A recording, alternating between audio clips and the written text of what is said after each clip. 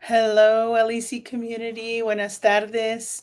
I am Delia, your high impact practice director at the Latinx Education Collaborative, where we work to increase the representation of Latinx educators K through 12. This month, as you know, we've been uplifting and elevating stories of educators and prospective educators like Angela, who I'll introduce in a moment, their lived experiences and their leadership journeys. And we just wrapped up our story circle, right, on June 23rd. We're still rocking the Zoom. And just a friendly reminder that, yes, LGBTQIA stories, celebrations, lived experiences are all year long, right? We exist all year long, 365 days, 24 hours a day. Right? 24 hours a day, 365 a year, 24/7, right? Yeah. Yeah. So here we have Angela with us. Angela, I'm going to go ahead and pass the mic to you. Introduce yourself. Tell the people all about you, where you're from, where you grew up, who your people are. Yeah, definitely. So, like Delia said, my name is Angela. My last name is Salinas Villa. I'm very proud of my last name because they represent my parents. And I love my parents very much. My parents are from Mexico. They immigrated when my dad when he was really young, and my mom when she was a little older. Like, I think my dad was 14 when he came to the States, and my mom was only 22-ish. And they're from Durango and Querétaro. And, I'm really proud of my parents. Yeah, no, I'm kind of blanking. They met here in KC, and they had me and my older brother. So I was born and raised here in KCK, right? And yeah, I mean, what else was there? You said where I'm from. Yeah. So What your was it parents are from? from Mexico. Oh, yeah. Say the state again. My mom is from Durango, and Durango. my dad is from Querétaro. Yeah. Querétaro. Okay. So tell me where Querétaro is. Great question. I don't know. I've never been. Okay. But I'm pretty sure it's to the west. Okay. Yeah, it's in the west, like It lower. sounds like a place in Michoacan. They have like these very unique sounding pueblos and towns and villages. Like my dad's from Ciudad Hidalgo, Michoacan, but there's like Tuxpan and Ocurio and Uruapan, Pátzcuaro, La Isla de Janitzio is there, and then all the others that I can't pronounce. It's tough. Right. Like it's but Querétaro, okay. And Durango is near Michoacan. I think it's a Yeah. state or Guerrero. Girl, you got me I thinking about geography know right now. geography is too hard. Yes. So they met in Kansas City. Tell me about Yeah. that. So they came separate journeys. Yeah, they had different journeys. I don't know if it's how much I should tell about their journeys because that's their journeys. But I'm gonna just say whatever. I don't know if they're mad at me. If they're mad at me later, they're gonna be mad at me. But I feel like their stories become my story at some point because Oh, yes. they made me, and I need to continue on. Like, I feel like all their struggles weren't for anything or weren't for nothing. So my dad, he came to Mexico. From Mexico when he was about 14 because his mom had just passed away. And there's not much known about my grandfather, so my father was just, parentless. He was an orphan at 14, and so he had to come to the United States so he could make a better life for himself and for his younger sisters, because I believe he has 2 younger sisters. Mm-hmm. And it's really sad, this part, because as soon as my father met up with my aunt who had already came to the United States, that same day they called him and from Mexico, from the hospital, to tell him that his mom just passed away. Oh. And so it was like very, I want to say bittersweet, because his mom just passed away, but he had just met up with his sister that he hadn't seen in a while. Mm-hmm. Mm-hmm. And so my father went to California. That's where he arrived. Mm-hmm. And I'm not too sure on like what he did. I know that he worked in construction for a while. Not sure for how long, but at some point he moved up to Kansas City and he Mm-hmm. started working at a t-shirt factory. He worked with my aunt, and Mm-hmm. that's where he met my mom, at the, Nice. at the t-shirt factory. That's so And cool. so my mom, on the other hand, she grew up in Mexico, um, and she didn't immigrate to the United States until she was about 20, 22. She was really young, or about my age, really.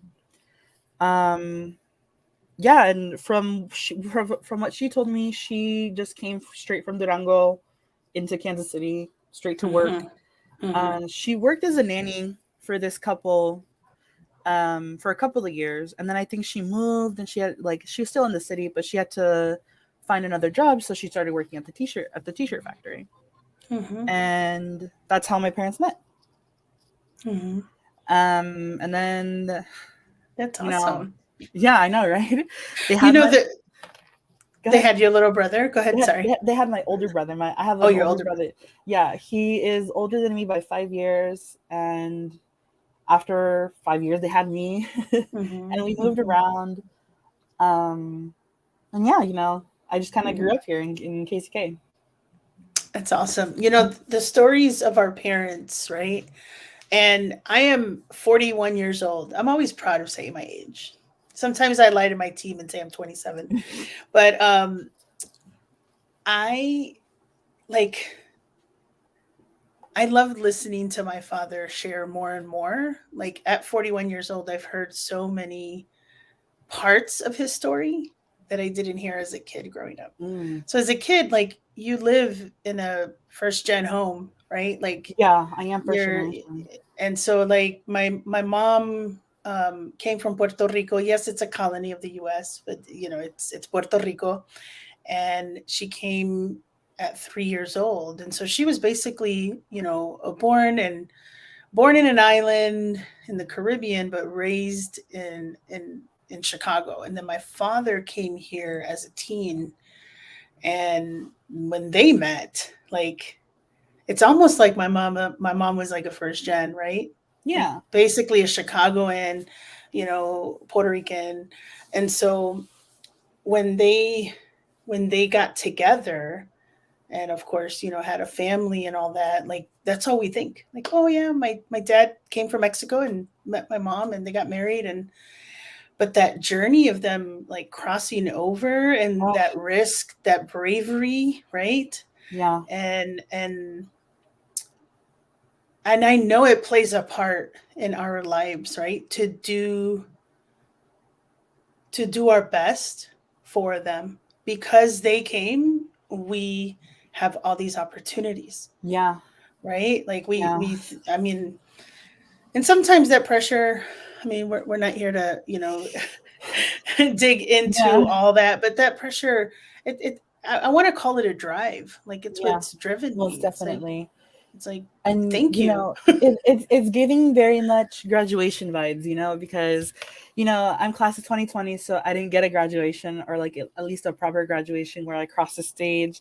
And I was so excited. My 5 years that I spent at Sumner were so hard on me. They were Mm, mentally draining, emotionally, physically, and part of it, like in my head, I always told myself, I was like, this is not for like just me, it's for my parents, because my parents, they didn't have the opportunity to receive an education like I was. mhm. And I couldn't wait until like I could get my cap and gown and like decorate it and put on there, like, I know it's so cheesy and like it's so overdone, but like I was gonna do it like cruzaron fronteras, crucé the Yes. stage, something like that, something cute and cheesy like that. But I was really excited to do it, and then I didn't get to do it. And then I'm like, it's okay, I got college. Yes. Oh, yes, you do.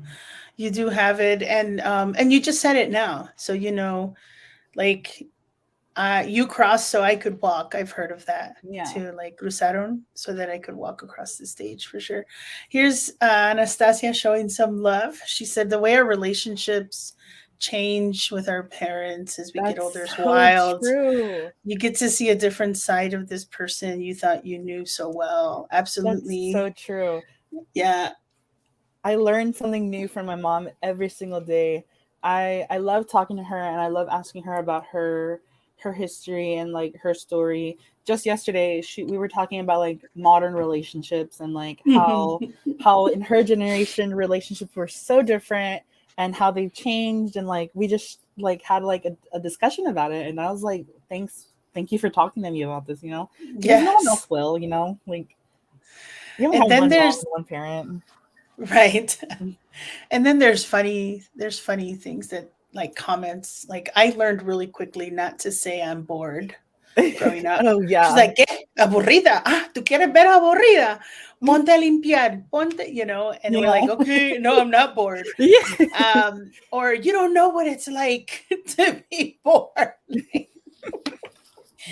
Oh gosh, I love my parents. All right. Me too. Tell us about your story that led you up to being a prospective educator. I know you've been talking about it. I Yeah. met you in 2020 at Evolucion, the last in-person Evolucion. Yeah. Oh my gosh, I remember that. Yeah, I do remember that. Yes, I was sitting right next to you, and I think you and I were connecting on so many levels. Yeah. And so I knew then that you wanted to be a teacher, and then I'm just watching you on social media, engaging, with your college experiences. You make me giggle.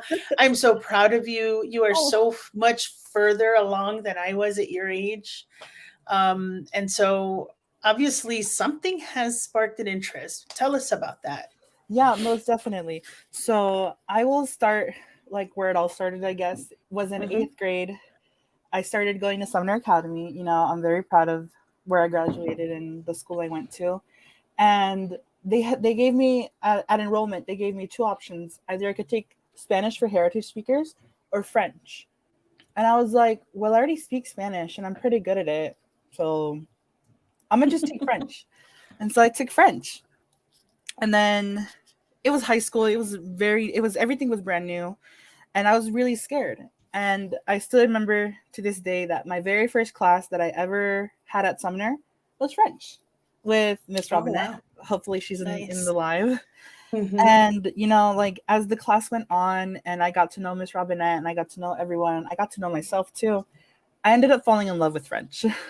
Oh, I nice. I ended up really liking it, and I was really good at it because in middle school, I was really good at everything. I always had A's, but at Sumner, it was very different, and the Hmm. the material was a little harder. So I wasn't always getting A's in history, A's in math. I was getting A's, B's, and C's. But the only class that I ever got all 100% like A's in was French. Wow. And She so must have been an easy teacher. No, I'm just kidding. no, no. I think it's very much due to the fact that Miss Robinette was an amazing teacher, Hmm. and Spanish was one of my first languages too, and they were really really similar. So I was like, Yes. maybe I could do something with languages when I'm older, because I knew like at that point I didn't know what college was too much at that point, but I knew that Hmm. I had to go to it and I had to study something. So I was like, I think I'm going to study French in college. I think that's what I want to do. And then Nice. it continues on to my freshman year of high school. Hmm. Um, I had a friend who had debate, and I had French at that same time, and the French and the debate classroom were like right across from each other. And Miss Service continued that love of French because she was an amazing Hmm. teacher too. And I would always go into the debate classroom during lunch and like to talk to my friend. And back then I was a very loud and flamboyant person. I think I've mellowed out a little bit. But Miss Jamel Brown, who, God, I love her. She saw me and Hmm. she was like, "You need to be in forensics next semester." And forensics is like competitive acting. Hmm. And I was like, "Sure, I don't know what it is, but Okay, let's do it. That's awesome. And so, second Mhm. semester freshman year, I joined forensics, and I ended up falling in love with it.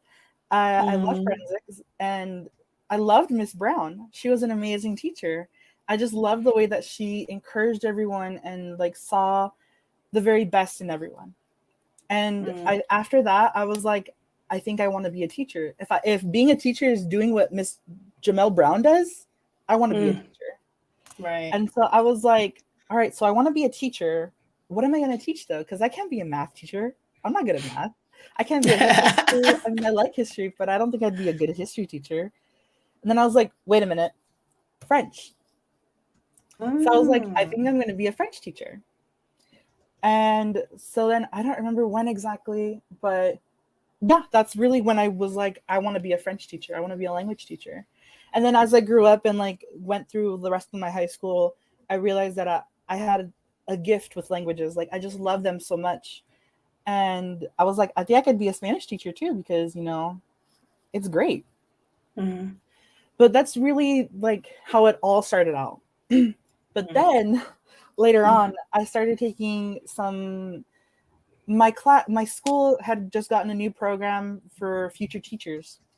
I think Oh, the teacher pathway yeah, the program, teacher path. or yeah. It was the teacher pathway for IB, and I was like, well, I want to do that, so I did it. And Miss Sarah Runner, she's not at Sumner anymore, but I love her. Um, she was the one teaching us all about like the teaching profession, what teachers do, what other professions there are outside of teaching that are still involved in education and everything. And at that point, it was when I figured out that I needed to become a teacher, not because I wanted to, Mm. but because there's a lack of representation in teachers.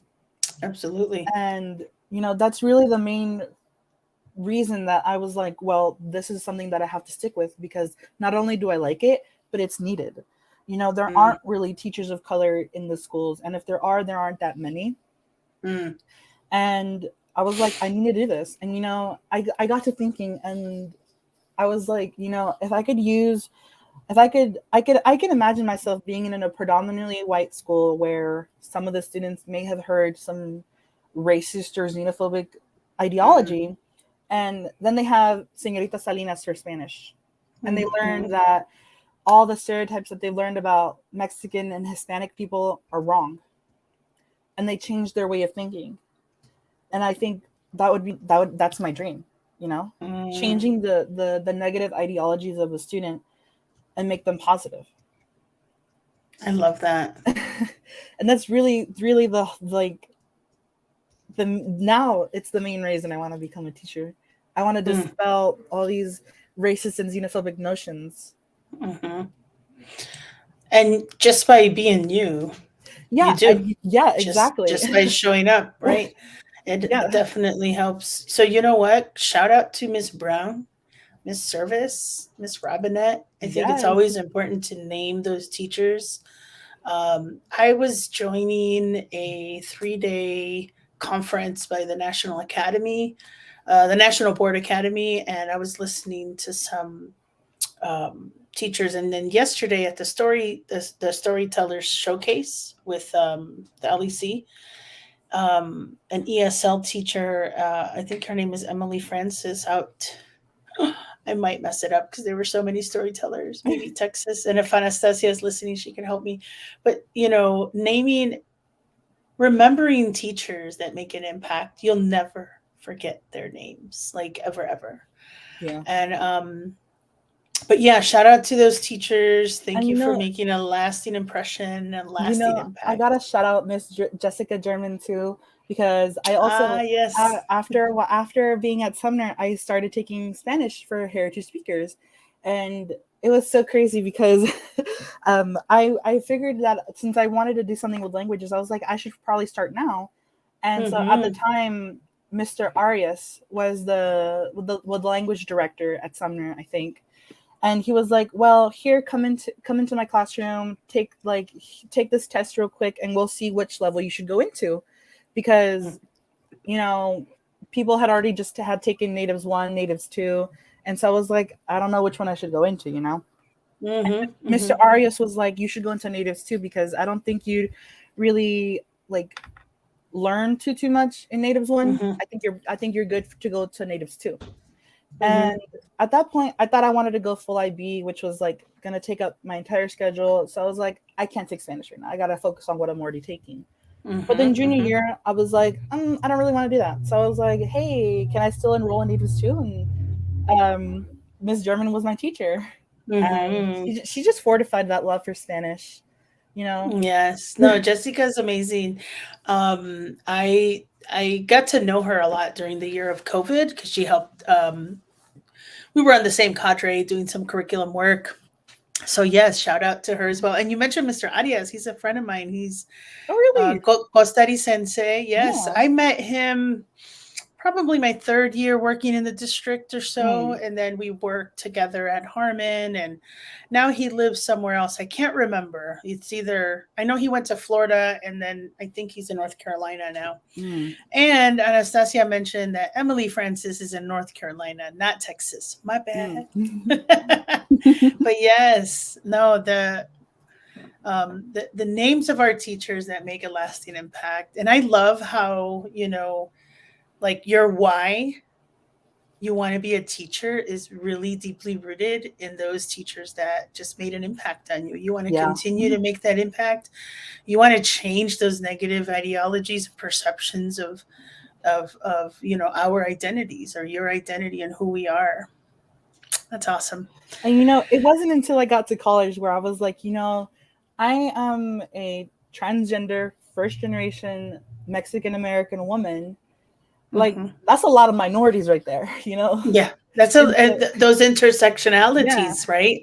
That it's not just, I'm not just a woman. I'm a trans woman. I'm not just Mexican American. I'm first gen. You know what yeah. comes with that? Like, and so yeah, And combining all those things. I want students to feel represented when they walk into a classroom. They're like, "Oh my gosh, I'm Mexican, she's Mexican. I'm a woman, Yes. she's a woman. I'm first generation, she's first generation." Hmm. It's things like that that make me really want to like be a teacher and continue with it. And you're going to be an amazing teacher. And I'll tell Oh, you, this stop. is one of the many, many reasons why. I've heard you say, like, you know what, Miss Brown suggested I go to forensic. I'm like, sure, and so suggested, and you're just like, you're open to learning and trying new things like that. If you can take that along with you as an educator, you're going to go so far, because education is always changing. I mean, things evolve and shift, and leadership comes in and throws you off, and just being open to something new is great. Yeah. Anastasia says you're welcome to come sit in on my classes this upcoming school year. You're going to be phenomenal. See, I would love that. That'd be girl, so much fun. Oh my and gosh. you have so much support all around you. It's crazy. Nobody's gonna mess with you. You got Right. a whole. You're like, I'm gonna call no. Oh gosh, I lost my thought. But I want to go on to a next question, Yeah. because I know that these were all great things that you mentioned, and I know sometimes, as we're going through a journey, people don't know, like, you know, the struggles that we go through to get where we're at. We mentioned that a little bit about our parents, and my father's, bravery crossing over, etc.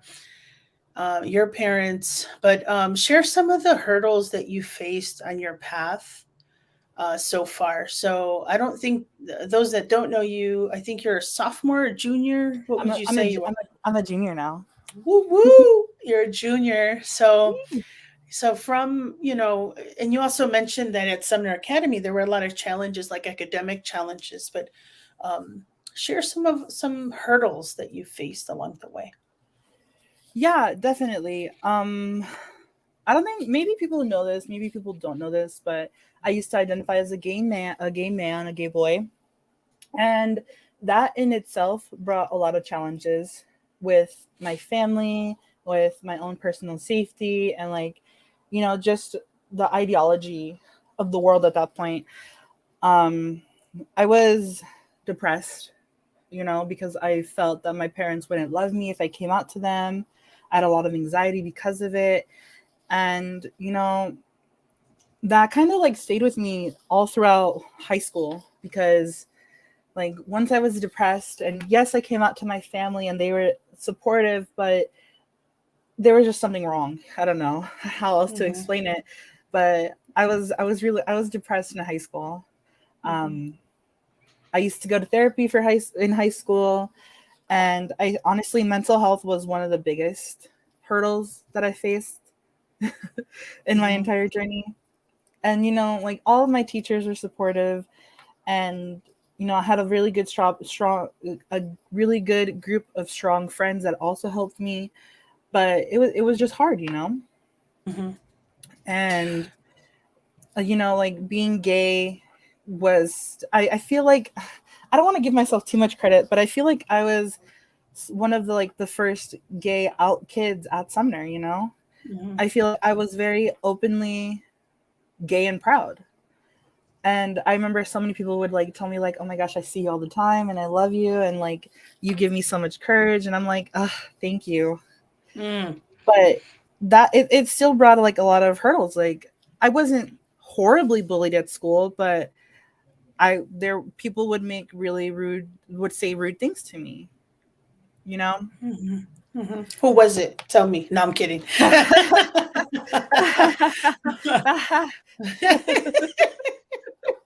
you know, as you're sharing this, I mean, it seems like, you had teacher support, school support, a good, strong, like circle of friends, and then with occasional, right, like comments, but Yeah. you wonder, like, why am I still afraid, and why I know what you're I can relate to that. And for me, and I don't know if you could connect with this, but for me it was fear of rejection, and I don't know why.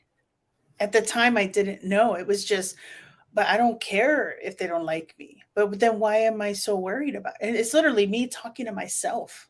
Like, Yeah.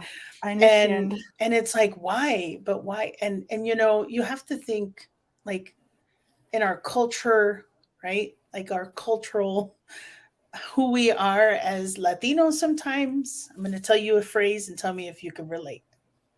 Pero qué va a decir la gente? Oh my god, Dios mío.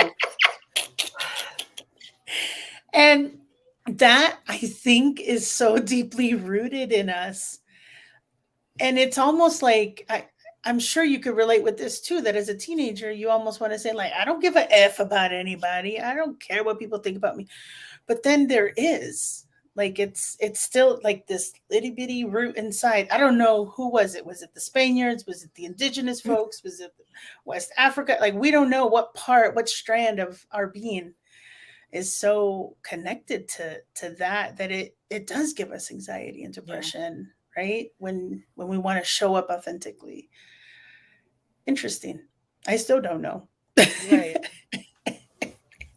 Pero qué va a decir la gente? Oh, that right there. Pero qué van a decir? Pero no, la gente, it's like, ay, Dios mío. Yeah, and something that I do have to like shout out to my parents for, at least my mom, is that she really got out of that ideology.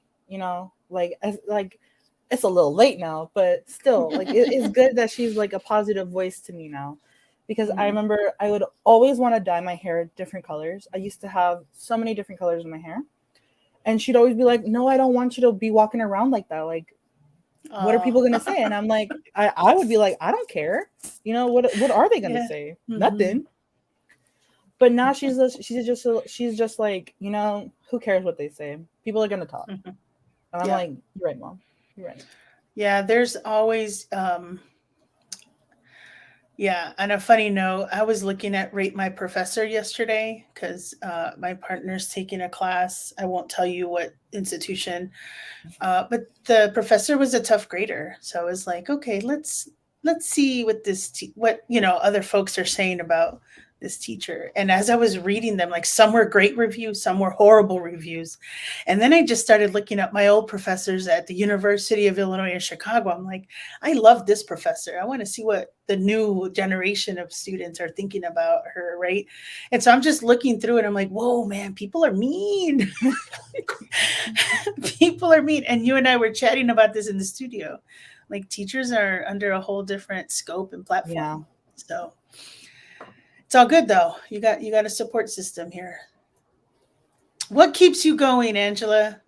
What keeps you going? You tell the people you just spent a whole year in France, you know, entrenched in a whole nother culture, a whole different society. No, but yeah, what keeps you going? What keeps you going? I think, and I don't want to sound cheesy again, but I think what keeps me going is the fact that my parents never had these opportunities, you know? Mm. My mom, not to put her business out there, but I'm gonna put it out there. She had to drop out of high school in Mexico like after her first year there, and she had to start working. My dad, I don't think he really finished elementary school, and I always think about it this way. It's like they came over here, they risked their lives. My mom risked so much crossing the border. My dad had to leave his family, and they all did it for me, for Angela, for me. Yep. And I'm like, how can I waste that? You know, like how can I not do something with it? How could I not go to school when they had no opportunity to, you know? And and everything I do is it's always like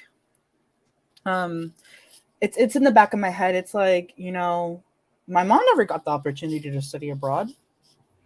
I'm gonna do that. And I did it and I had so much fun. And I can't say that I knew what it was like being an immigrant in a different country because I knew French a little bit. She didn't know English.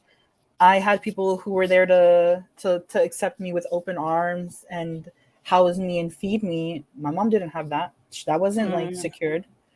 I had money to spend here. She didn't have money to spend. She told me she came over here with a $20 bill and she bought an $8 burrito.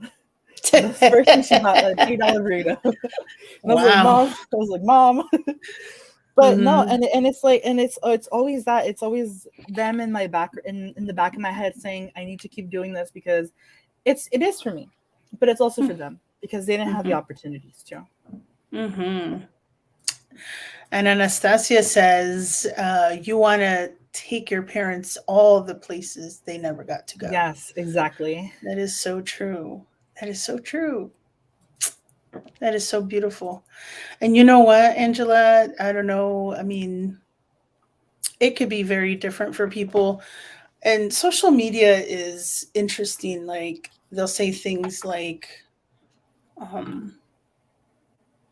I think it's harsh personally, but they'll say things like you can cut off your family if they're toxic or something like that, right? And it's really hard. Sometimes those things are they just don't sit well with me because my number one core value in life is family, right? And it's not just my wife Carla and my son Kaleo, it's my mom, my dad. And yes, family can cause harms, right? And there is like toxicity and all that stuff is in our roots. But I'll tell you what, I still think the way you're thinking now, like my future, like my next move in my career, I'm thinking about my parents. Yeah. Me too, actually. Because, Yeah. this country treats immigrants horribly. My parents are homeowners. My parents don't really have that much savings. Not me putting their business out there. I'm so sorry, Mom and Dad. But it's so true. This is the reality of the world that we live in, And it's like in 10 years, my parents, they're not going to be able to work. They're getting older. And I'm like, I have to make a career of myself. I have to go to college. I have to graduate. I have to get a job. I have to do everything. Not for my parents, because they're adults. They made their life. They made their decisions. But who am I, like, as a first generation, like hija de migrantes, supposed to just see my parents suffering or like struggling? Like I'm just like, I know that the very first house that I'm gonna buy is gonna go towards my parents. Like it's for them, Mm-hmm. not for me. And it's the least I can do, in my opinion, you Right. know? Right. I mean, my grandmother just turned 89 and she's in Puerto Rico, and we're already talking about like which grandchild can go out there and take care of her because she chose to go back Mm. after being here for many, many years. Back and forth a little bit, but came here, raised her kids here, left, came back. And so she would we talk about it. And so my sister, I think it's my sister that's going to be the one that's going to take care of her. We just don't think about sending them to, what is it even called, the homes for elderly, Retirement homes, retirement homes, asilios, nursing homes, I nursing think too. homes. Yeah. Yes, like that's not even a thought in our mind, right? And so, Yeah.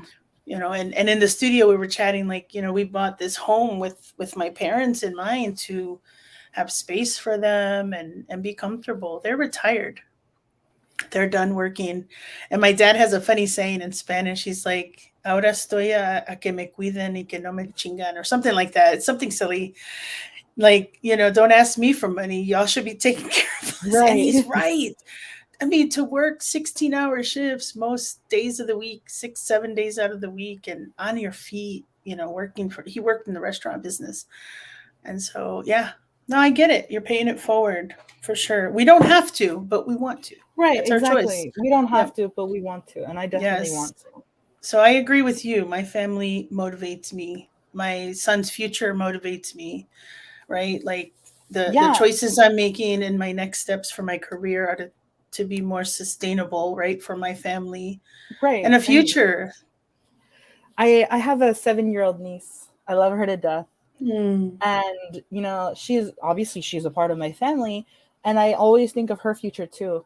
Like she may not be my kid, and she has her own two parents, but I still want to support her as much as I can. And I currently don't have any kids, and I don't see myself having kids in like probably the next 10 years. So everything that I'm also doing, I'm doing for her, because I mm, want to set an example, and I want her to just be supported as much as she can. mhm, And it's just mhm. so important to support family. With this next question, you kind of have been answering it, but I'm going to ask it just in case there's a little bit of shift or anything you want to add. But what would you say is your why you want to be a teacher? And I'll tell you what I've heard. I've heard you say that you've had great teacher role models in your life, and you said Miss Brown, if teaching is what Miss Brown does, I want to do it because I love it. But you also mentioned like a combination of that motivation and your niece just now, like maybe that's tied to your why. You also mentioned like breaking barriers in your classroom and perceptions, right? So, is there anything else you would add to that? Like, why do you want to be a teacher? Oof, that's such a great question. um, I think a lot of the things you said kind of go into that too. I don't really think there's much more I can add. I mean, I want to be a teacher because I want to break barriers. I want to support my students. I want to support my family. I I don't really know what else to add. Like Mm-hmm. That's why I said, I'm like, I think you answered it. And Miss yeah. Robinette's in La Casa right now. And Miss Robinette, if you're just joining us, she shouted you, Miss Service, Miss German. I want to call her Herman, I know, me but it too. is it is an English word, right? German. And then look, English, German.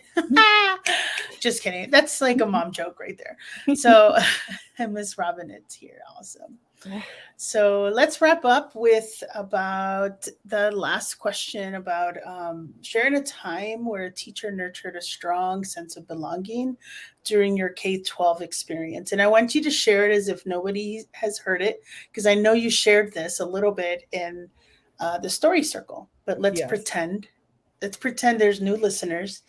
Um, share about that time. Yeah. So I think it was my senior year of high school, and I was still identifying as a boy. And but I would grow out my hair, I would do makeup, I would do feminine things. And I would talk to Miss Robinette every single day. And at work, I would have customers who would call me Miss or Ma'am, and very feminine names, and they would think that I'm a woman or a girl.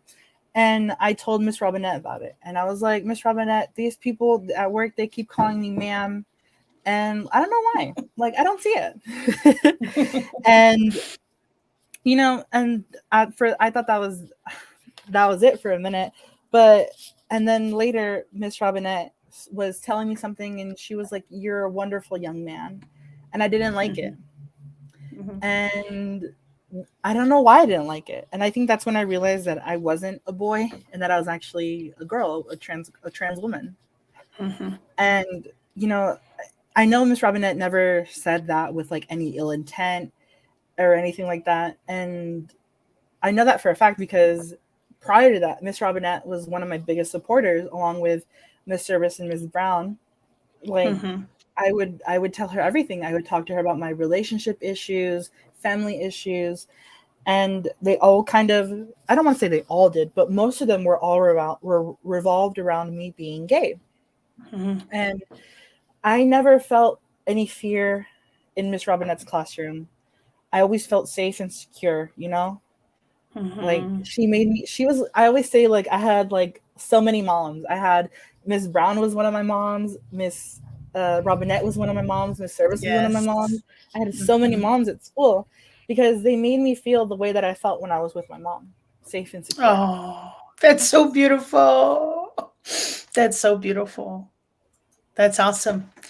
And when you become a teacher, you're going to take all of this with you. And, again, thank you all the educators that have poured their lives into Angela.